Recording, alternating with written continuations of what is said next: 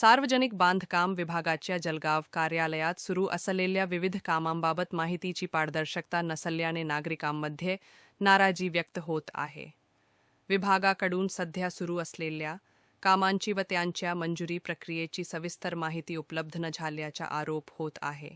नागरिकांनी विचारलेल्या माहितीनुसार सध्या कार्यालय परिसरात सुरू असलेल्या सर्व कामांची वर्क ऑर्डर कोणत्या निधीतून मंजूर झाली, मंजुरीची तारीख, खर्चाची रक्कम, डोबल अंदाज पत्रकातील तपशील, जागेवरील प्रत्यक्ष प्रगती तसेच मागील 3 वर्षांत स्पेशल रिपेअर SR निधीतून करण्यात आलेल्या कामांचे तपशील, वर्क ऑर्डर क्रमांक, बिलाची स्थिती व मोजपुस्तिकेतील नोंदी याबाबत संपूर्ण माहिती मागवण्यात आली आहे.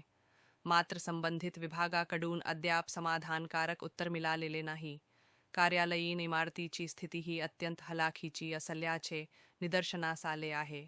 इमारतीच्या काही भागांवर समोरून रंगरंगोटी केलेली असली तरी मागील भिंतींवर रंगकामच झालेले नाही. छतावरील रुपिंग तुटलेली असून पावसाळ्यात गळती होत असल्याची माहितीही कर्मचाऱ्यांनी दिली आहे. अशा अवस्थेत दुरुस्ती आणि देखभाल याबाबत कोणते नियोजन करण्यात आले आहे, हा प्रश्न उपस्थित झाला आहे.